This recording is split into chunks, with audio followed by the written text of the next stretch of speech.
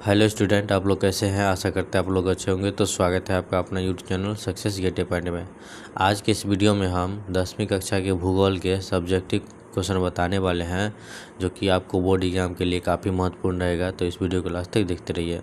और अभी तक इस चैनल को सब्सक्राइब नहीं किया है तो प्लीज़ सब्सक्राइब कर दें और बेल आइकन को भी दबा दें, ताकि आने वाली वीडियो सबसे पहले आप तक पहुँचे। तो शुरू करते हैं, देखते हैं क्वेश्चन। तो क्वेश्चन में कहता है कि खादर और बांगर मिट्टी में अंतर स्पष्ट करें। खादर और बांगर मिट्टी में अंतर स्पष्ट करें। तो इसका उत्तर है, पहला है खादर। खादर जो कि नया मिट्टी को कहते हैं, और बांगर मतलब पुराना मिट्टी को कहते हैं।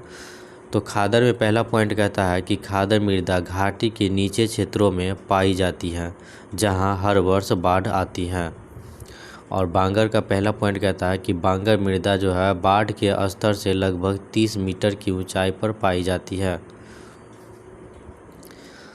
खादर का दूसरा पॉइंट कहता है कि यह मृदा यानी खादर मृदा जो है गठन में महीन होती है, जबकि बांगर में जो है, बांगर का दूसरा पॉइंट कहता है कि बांगर मृदा जो है गठन में मोटे कण वाली होती है।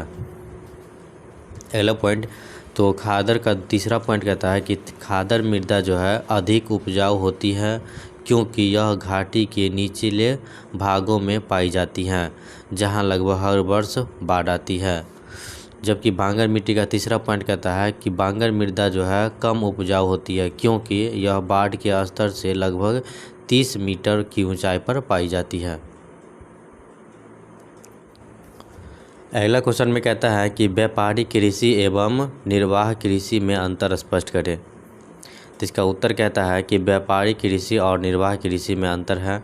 तो व्यापारिक कृषि में कहता है कि व्यापारिक दृष्टिकोण से की जाने वाली कृषि व्यापारिक कृषि कही जाती है।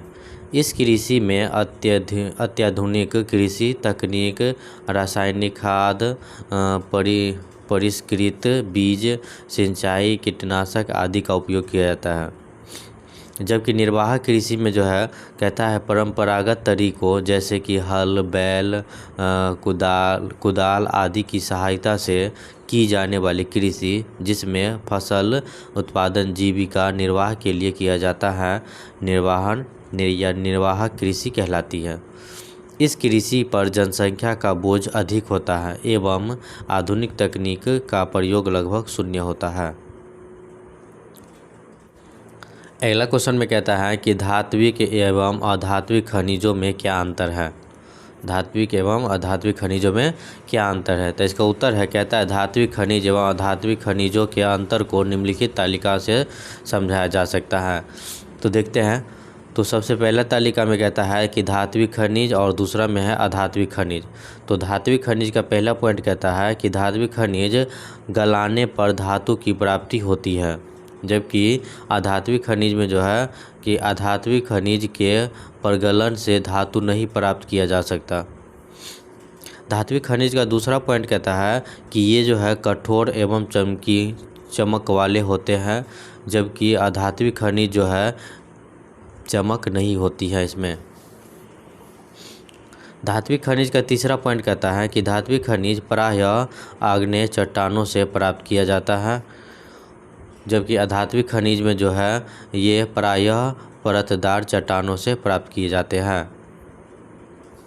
अगला धात्विक खनिज का चौथा पॉइंट कहता है कि इसे पीट कर तंतु निकाले जा सकते हैं, और अधात्विक खनिज में जो है चौथा पॉइंट कहता है कि इन्हें पीट कर तंतु नहीं निकाला जा सकता। ये आघातवर्धनीय होते हैं, फलतः चूर चूर हो जाते हैं। अगला क्वेश्चन है कि तल चिन्ह एवं स्थानीय ऊंचाई में अंतर स्पष्ट करें। कहता है कि तल चिन्ह एवं स्थानीय ऊंचाई में अंतर स्पष्ट करें, यानी क्या अंतर है। तो इसका उत्तर में कहता है कि सबसे पहले है कि तल चिन्ह।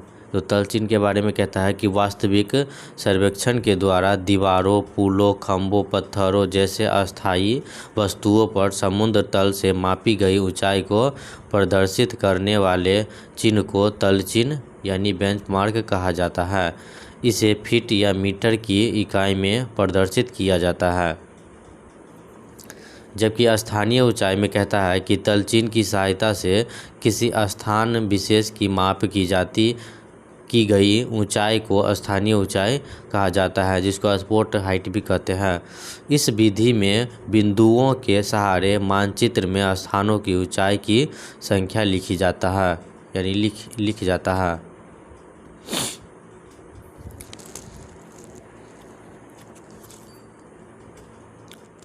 अगला क्वेश्चन में कहता है कि सार्वजनिक और निजी उद्योगों में अंतर स्पष्ट करें, मतलब क्या अंतर है।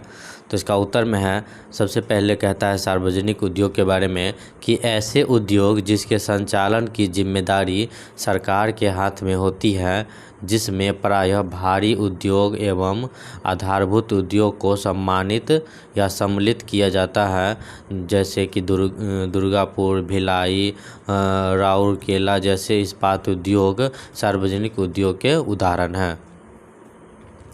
और निजी उद्योग में कहता है कि ऐसे उद्योगों का स्वामित्व किसी व्यक्ति या किसी सहकारी समिति के हाथ में होता है, जैसे TISCO टिस्को।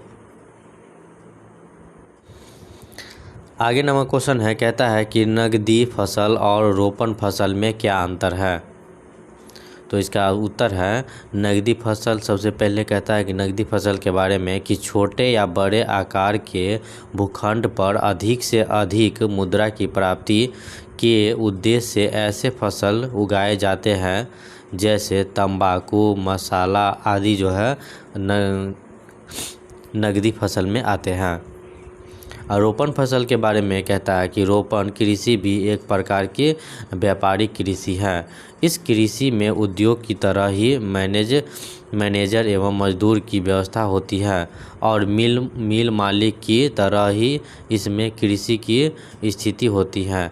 ऐसी कृषि बड़े बड़े फार्मों में यंत्रों एवं अन्य आधुनिक तकनीक की सहायता से की जाती है।